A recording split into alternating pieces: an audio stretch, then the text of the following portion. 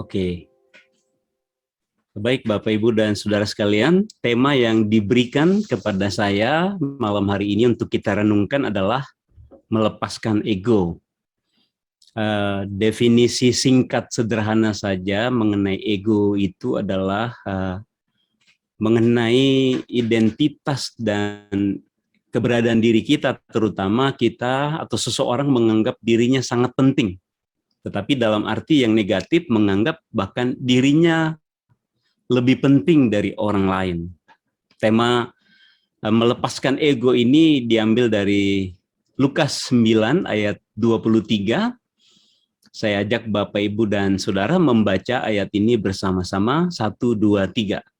Katanya kepada mereka semua, setiap orang yang mau mengikut aku, ia harus menyangkal dirinya, memikul salibnya setiap hari, dan mengikut aku. Saya bacakan sekali lagi, katanya kepada mereka semua, setiap orang yang mau mengikut aku, ia harus menyangkal dirinya, memikul salibnya setiap hari, dan mengikut aku. Bapak, Ibu, dan Saudara sekalian, tantangan hidup murid Kristus itu pertama tergoda atau ditantang untuk mengikuti pola hidup dunia. Walaupun kita sudah Kristen dan kita sudah rajin ke gereja, rajin melayani, kita bahkan bisa tergoda ingin mencontoh, ingin meniru bagaimana dunia berbisnis. Maka Rasul Paulus dalam Roma 12 berkata, jangan menjadi serupa, jangan mencontoh, jangan mengubah diri yang sudah Kristen itu menjadi seperti dunia. Jadi cara berbisnis, gaya hidup, cara menggunakan uang, cara menjalani kehidupan sosial dan sebagainya, banyak orang Kristen tergoda untuk mencontoh dunia.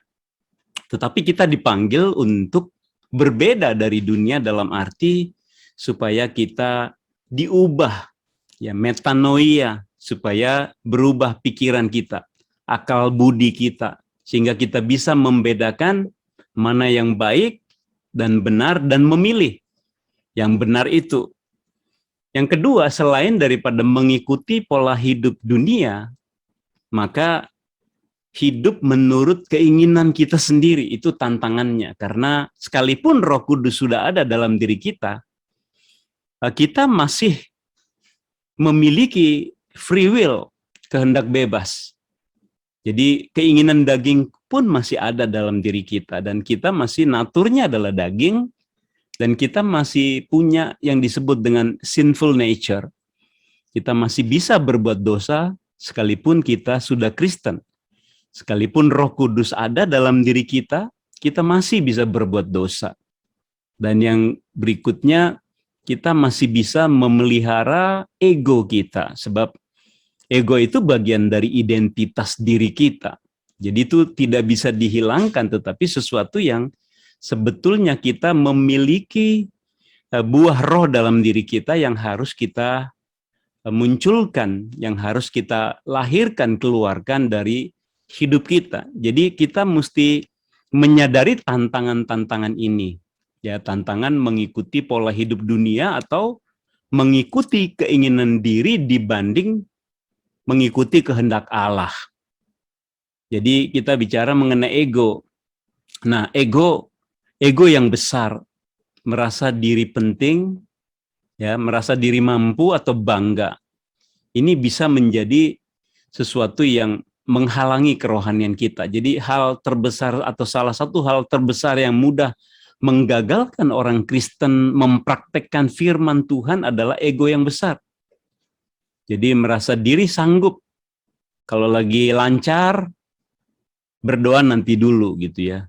Toh kemarin-kemarin juga lancar-lancar aja nggak pakai doa begitu. Jadi mau mengulang kesuksesan yang berjalan secara natural, ya, sebab dunia berjalan juga secara natural. Yang ateis juga pinter, yang ateis juga bisnisnya lancar, yang nggak pakai agama-agamaan, ya juga mereka sehat, bisnis lancar dan sebagainya. Jadi Kadang-kadang orang Kristen itu saya bilang tadi tergoda dia karena nggak pakai doa, nggak pakai agama, orang juga bisa lancar. Ya, jadi itu godaan-godaan. Ego itu juga bisa membesar makin tinggi ketika seseorang dihina. Ah, payah lo gitu, atau dari sananya emang udah lo miskin gitu, udah bahkan mungkin diledekin emang nasib lo jelek terus gitu. Dari sononya emang udah ditakdirkan untuk jadi orang miskin dan sebagainya. Direndahkan, dikritik, mungkin pekerjaannya di kantor atau hasil kerjanya atau difitnah bahkan. Ya, tidak tidak jarang hal-hal seperti ini terjadi di dalam kehidupan kita, kehidupan berkeluarga bahkan. Ya, relasi suami istri kalau tidak baik juga bisa saling menghina, sinis, cynical ya, saling berkata kasar, bersikap kasar, mengkritik secara pedas.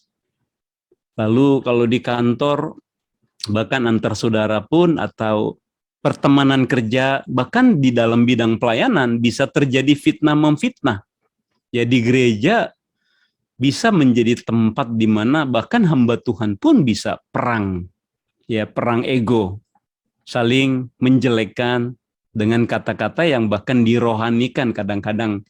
Jadi sudah sangat lihai memanipulasi kalimat sehingga jemaat tidak tahu bahwa itu sebetulnya sudah secara sengaja untuk menyerang. Ya bisa banyak sekali yang terjadi seperti itu. Dan ego ini juga menjadi tinggi ketika kita ingin dihargai lebih atau dianggap orang yang paling penting, ingin dipuji, ingin disanjung di dalam rumah, di kantor, dalam sebuah tim pelayanan atau tim bekerja, atau di dalam pelayanan. Apakah saudara tersinggung kalau ada orang tidak berterima kasih kepada saudara? Lupa berterima kasih, lalu saudara bilang, wah gue nggak dihargain. Wah saya nggak dianggap nih, padahal saya sudah melakukan hal yang besar di dalam gereja, dalam pelayanan, atau buat rumah, dan sebagainya. Jadi kita mesti waspada untuk hal-hal yang seperti ini. Itu yang disebut dengan kita sedang mengendalikan atau mengandalkan ego kita. Oke, saya share lagi dulu ya.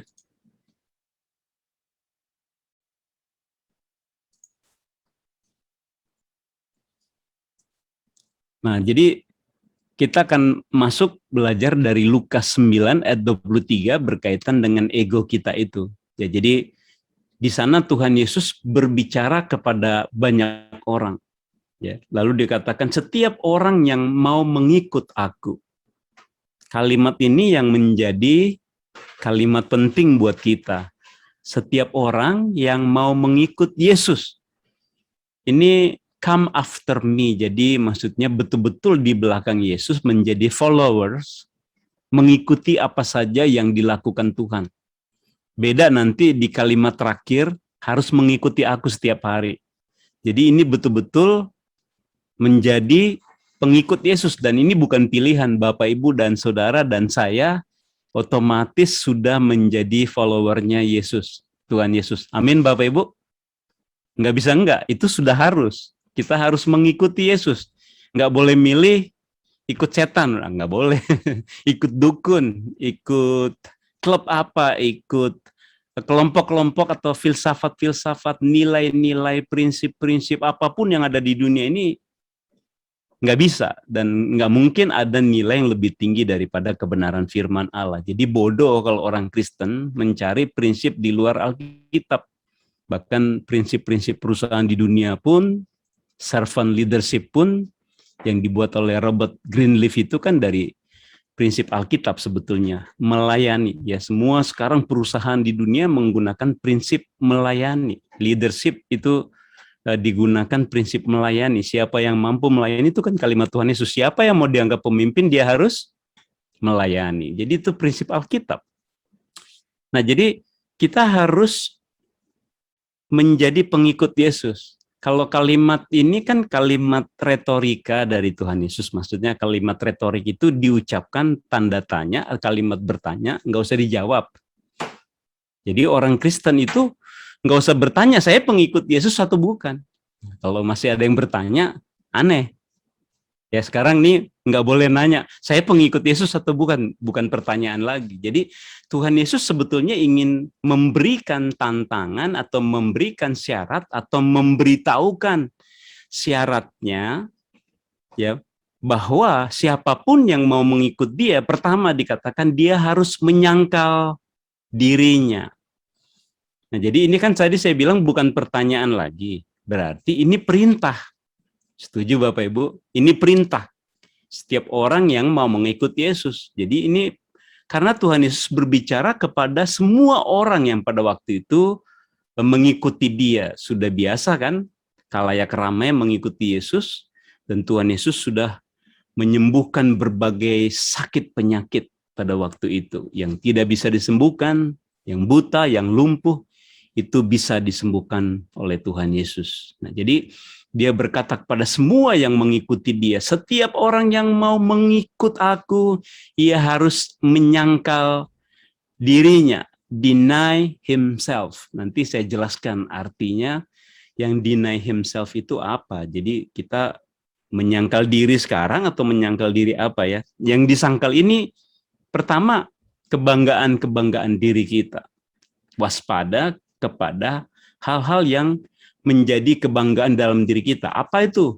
Status ekonomi. Status ekonomi maksudnya apa? Kita punya harta banyak, peninggalan orang tua, rumah di Bogor, tanah di Bogor, di Cibubur, ya, deposito berapa miliar gitu. Jadi itu. Lalu pendidikan kita udah S1, S2, S3, S-teler, ya, udah kebanyakan S-nya. Itu bisa menjadi kebanggaan sehingga kita merendahkan orang yang lebih miskin atau lebih sedikit uangnya kalau kita menggunakan uang sebagai ukuran nilai seseorang, itu biasanya kita menjadi sombong. Pendidikan juga begitu. Kalau pendidikan kita anggap begitu penting atau menjadi hal yang sangat utama, orang-orang yang kurang berpendidikan kita anggap itu kurang berharga. Kemudian posisi, skill, keterampilan atau pengalaman.